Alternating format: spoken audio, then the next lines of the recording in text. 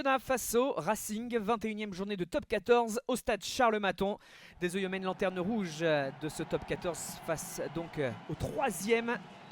On regarde donc du classement, de la situation des deux équipes, on comprend bien les ambitions de ces deux formations. Les partenaires de Nolan Le Garec qui veulent essayer d'asseoir leur place en haut de tableau.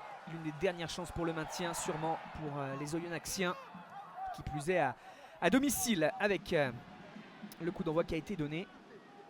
Et la première situation de ce match, première opportunité réelle en faveur du Racing avec ce ballon capté en touche par Chouznou. Ça ressort, c'est passe rapide, le décalage bien fait, l'ouverture pour Tristan Teder. Premier essai du match signé de l'arrière francilien.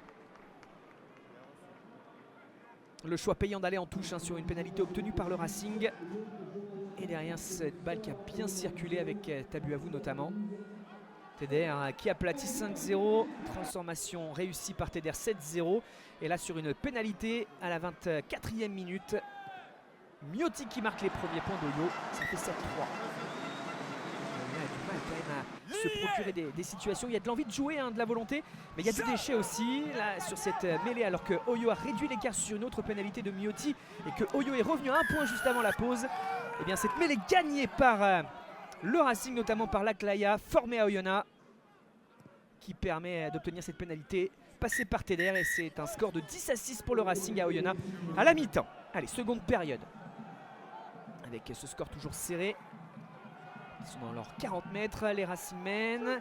Ballon vers Ficou. Oh, l'accélération de Ficou qui a bien cadré son adversaire pour accélérer dans la défense. Il y a adversaire une possibilité à jouer. Petite feinte de passe, il est repris par Sweetname et Rébier. Petite conduite du pied gauche très intelligemment faite de la part d'Antoine Givert. Et ça fait encore un essai dans cette partie, le deuxième essai du Racing. Grâce donc à cette chevauchée de Gaël Ficou.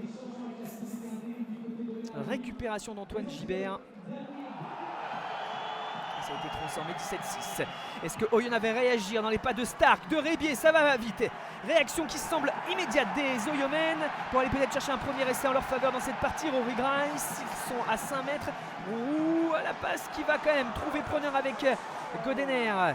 Godener repris à 5 mètres de l'embut du Racing.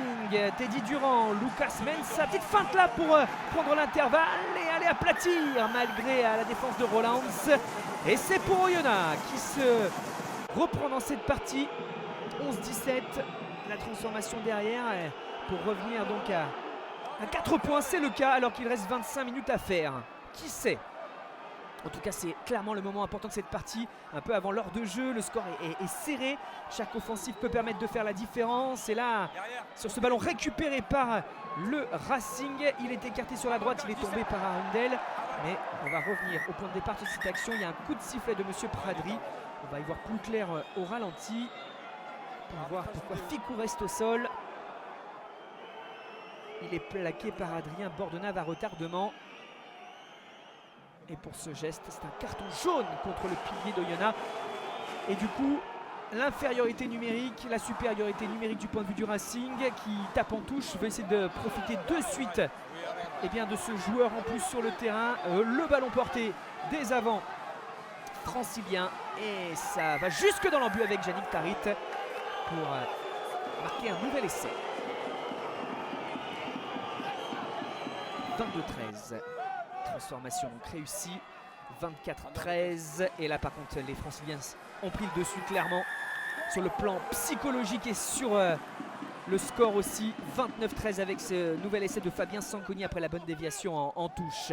Ballon vraiment gagné à chaque fois sur ces touches par l'alignement francilien dominateur dans ce secteur de jeu. Une bonne conquête avec le bail aussi cette fois-ci pour maintenir le rythme sur cette séquence offensive.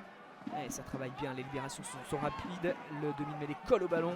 Et encore une fois, ça change le sens du jeu. Woki, Gibert, la passe sautée, Arundel, et derrière, malgré le trafic, c'est bien fait là pour Baptiste Chouznou, le Racing, pour encore un nouvel essai qui vient placer le Racing, cette fois-ci dans le bonus offensif à Oyonnax. Ça allait très vite, un peu avant l'heure de jeu, il n'y avait que 4 points d'écart, et après le carton jaune, Oyonnax a craqué, et là dans cette toute fin de partie après la sirène, craque encore avec Jordan Joseph pour un nouvel essai.